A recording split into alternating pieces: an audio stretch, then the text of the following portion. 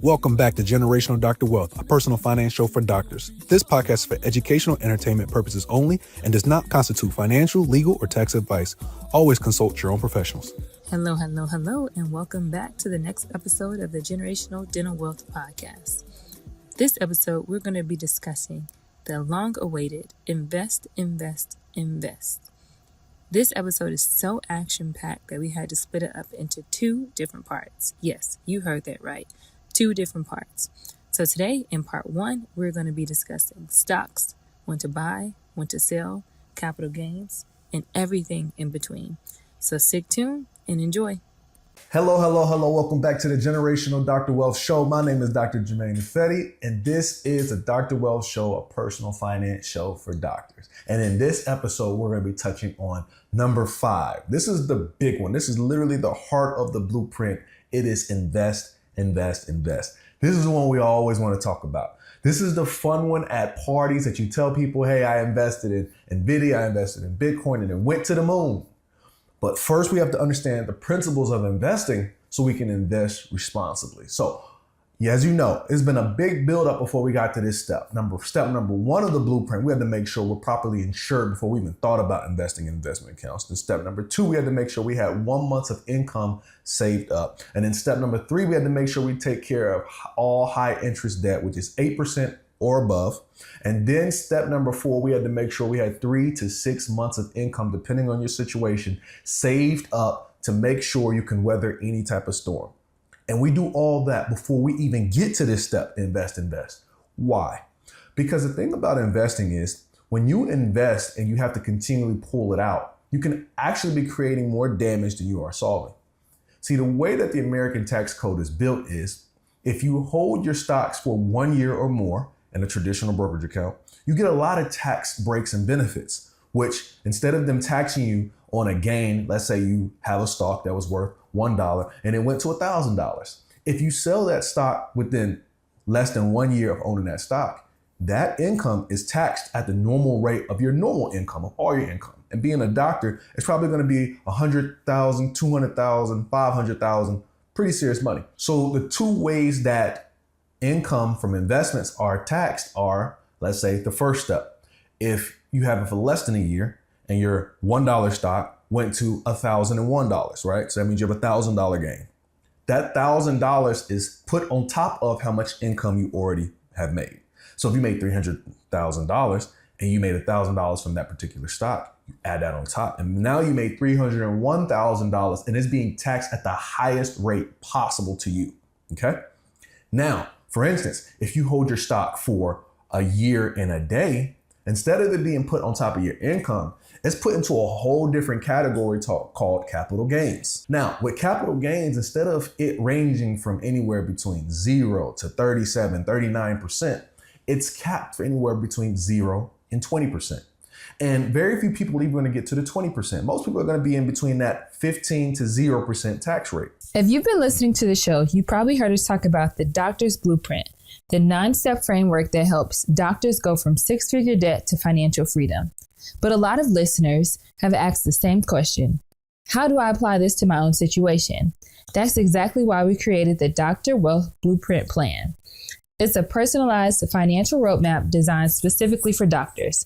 We walk through your entire financial picture, your debt, insurance coverage, saving strategies, investment plan, and long-term goals, and then turn it into a clear step-by-step plan based on the doctor's blueprint. If you're interested, just text the word blueprint to 704-336-9313, and we'll send you the details and application. Again, that's blueprint to 704-336-9313 to learn more about the Dr. Wealth Blueprint Plan.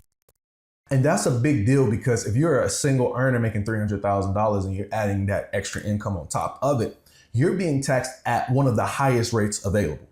Now, if you keep that stock for a day and a year, then it's going to be put into more of the 15% tax bracket. That means you cut your taxes in half. And the reason I'm starting here in this discussion about invest is because investments always work better when you have more time.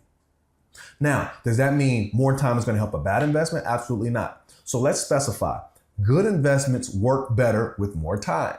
So the first thing you have to decide is, how long can I stay in this investment? Then the second thing you need to decide is what investment I'm going to be in. See, what happens sometimes is a lot of people put those steps in reverse. They figure out what they want to invest in, and then they just stay in it as long as they possibly can. And whatever turbulence come your way, they hop right out.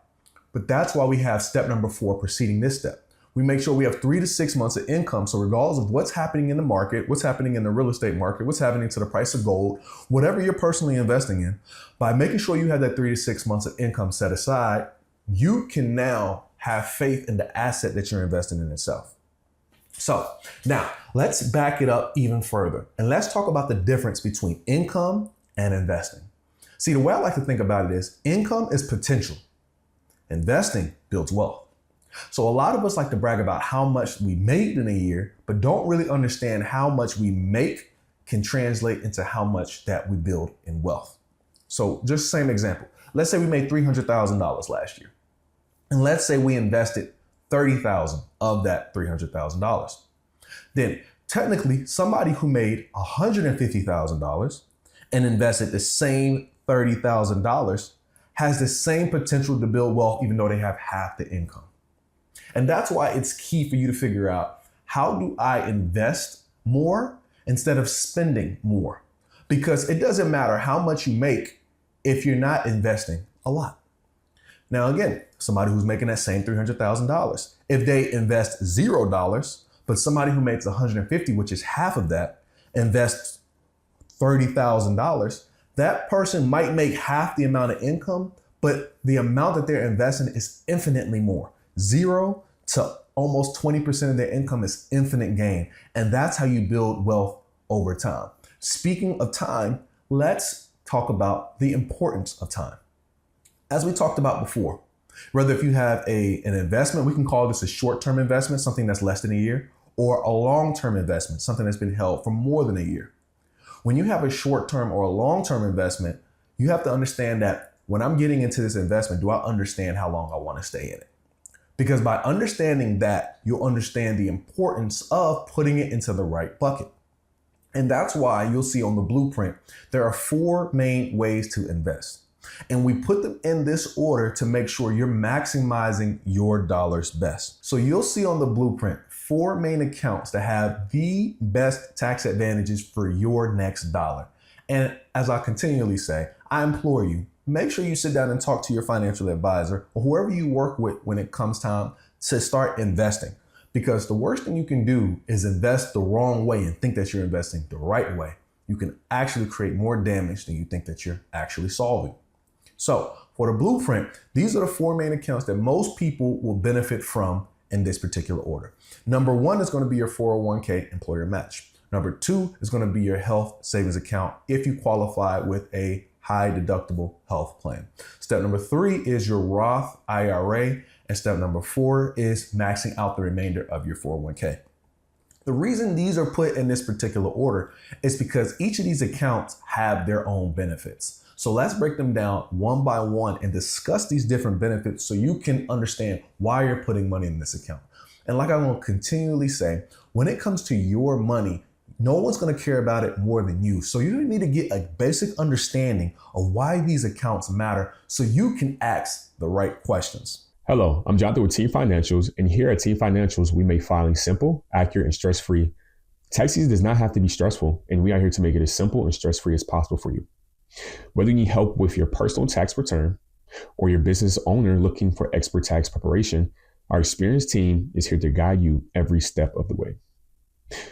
We don't just file your taxes. Our slogan here at Team Financials is we educate so you can elevate, because when you understand your finances, you make stronger, smarter moves for your future.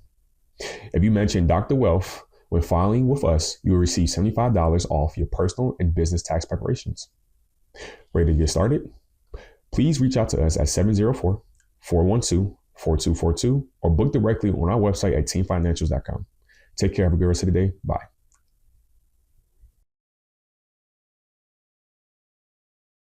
So let's break down the first one. This is your employer match. The reason this one is important is because this is a guaranteed gain. Meaning when you're usually putting money into the stock market or real estate, there's some turbulence that you're going to have to weather to be able to get the benefit of these different investments. But when it comes to an employer match, you are guaranteed that benefit. What exactly does this look like in real life? All right. So most corporations are going to do what they call a matching of what you put in, meaning you have to have some skin in the game. There are some corporations that, regardless if you put in or don't put in, they'll put money in on your behalf. It's called a non-elective contribution. Like, you don't have to elect to put it in, but they're going to continually put it in for you. All right. But for most scenarios, they're going to do a matching what you put in, and then they'll put some on top of that. So if I put in $1,000 and my corporation gives me $1,000, how much did I benefit in that transaction? That's 100% increase. I started with 1,000 and I ended with 2,000, and I had to do no work to get those extra dollars outside of saving and investing that into my employer 401k. Now, what happens if I put in 1,000 and they give me 500? How much did I gain from that? That's a 50% increase. You started with 1,000 and you ended up with $1,500. And that's how it works. Again, you can use bigger numbers depending on how much you're putting in, because usually people cap it at anywhere between 3 to 6% of your income for most places. But I've seen some employers that match up to 10%, which is wild. So get a good understanding of what your income is. You can multiply it times that percentage, and you'll get a good understanding of how much your employer is going to put in on your behalf. That's why we start here, because there's very few other accounts that's going to guarantee you a 50 or 100% return on your investment the same way this will. So if your employer offers a 401k match, whether it be you being self-employed or your employer providing it, thank yourself. Thank your employer, because you don't have to get this match, but it's given to you, and this gives you an opportunity to be able to build wealth at a very, very fast rate. Now, that takes us to step number 2. This is your health savings account. I personally love this account because most people say this is a triple tax advantage account, but as I've said before, this is a quadruple tax account. Not only do you get a tax deduction as you put the money in, not only does the money grow tax-free while it's in the account, and then the money comes out tax-free when you use it for health-related expenses. But the hidden gem is the fact that you also get a state tax deduction on the way in as well, in every state except for New Jersey and California. That is a huge deal to be able to get that many benefits from $1. So again, let's use the same example. If I put $1,000 into my HSA because I have a high deductible health plan, on my taxes, it's going to reduce my income by $1,000. Now, while the $1,000 is being invested, let's say into the stock market, if it gets any dividends or extra income from what I'm investing in, all that is tax-free. Then later, whenever I take those monies out for health-related expenses, all that money is also tax-free. See how a lot of people use the HSA is they put money in, they wait for an expense, and then they pay it with the HSA card. That's a good way to use it because you're still gonna get that front-end tax deduction on your income. So at least you're getting one of the benefits there. The most optimal way, especially if you have 3 to 6 months of income already saved up, is to use your HSA as another investing account. And that's why it's under invest, invest, invest. When you put those funds in, I want you to be in a safe space that you don't have to necessarily use those funds when it comes to your health related expenses. I know it sounds kind of crazy. Why would I put money into an HSA and not use it for health related expenses? And the main reason you don't do that is because the bucket of the HSA that you're putting money in, when you put that $1,000 into the HSA bucket, is protected from everything as far as taxes go.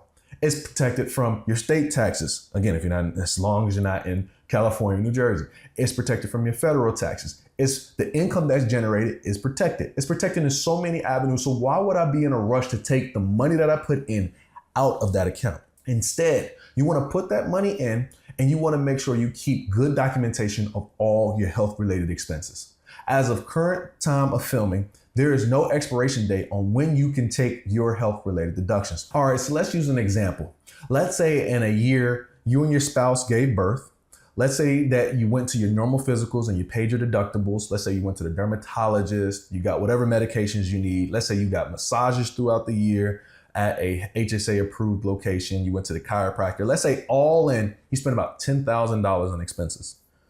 If you save all those receipts and document correctly, you can take that $10,000 out 20 years from now. You don't have to take it out today. But the thing is, imagine how much that $10,000 will grow to in 20 years if you give it time to grow. See, the stock market historically has returned 10 to 11% over the last 100 years. And of course, future gains are not promised by past gains, but if we take a look at history and history repeats itself, 10% gain on that $10,000 for 20 years will turn that into an astronomical amount of money. But if you take it out today, congratulations, you were able to pay for your expenses, but those dollars had so much more potential. And that's why we like to say income is potential, investing builds wealth. If you use that income to put into the HSA and take it back out to yourself as income, all you've done was turn potential into more potential. But if you put that income into your HSA and you invest it, you have now started the process of creating wealth. Now, that's why I love HSAs, and HSAs are such a huge advantage. And especially for me, because I don't really go to the doctor often. That's why these particular plans are linked with high deductible plans, because it gives you an opportunity to be able to lock in lower insurance premiums and to be able to put some money aside for a future rainy day and invest it in the meantime. Now, what I will say is be very cognizant of not taking an HSA plan if you know you're probably going to need to go to the doctor a lot more. For instance, if you're thinking you want to have a child, right? My wife isn't on an HSA plan. She's on a Cadillac plan. She's on one of the nicest plans possible. People don't know that you and your spouse can be on two completely different healthcare plans and still reap the same benefit. Now, I can't contribute as the entire family for HSA, which is double my individual max, but I can still contribute for myself. And whenever we're done having kids, God willing, we'll be able to now get her on the HSA and me on the HSA so we can continue to double and compound that benefit. So HSAs have a great timing effect that when you use correctly, you can build wealth exponentially fast. All right. So make sure you time it correctly and you're not on an HSA or a high deductible plan when you actually going to need to go to the doctor a lot more, because again, we can always move to step number 3 and put those extra dollars into what we call the Roth IRA. See, the Roth IRA has two main benefits. On the front end, when you put the money in, any growth that happens on the money is tax-free. Any income that was earned while in that account from dividends or payouts is all tax-free. Then number 2, whenever you take those funds out after 59 and a half, it's also tax-free. That's a very powerful tool. Now, that's on the tax-free side of things. But what's also a sneaky advantage to a Roth is after 5 years of having your money in a Roth, you can take any of the contributions you made out anytime tax-free. So let's say I put in $10,000 into a Roth IRA and 5 years later, I need to take it out. I can always take out the $10,000 I put in. I can't take the gains out, but I can take the $10,000 I put in out. That's going to be completely tax-free because I already paid taxes on those dollars.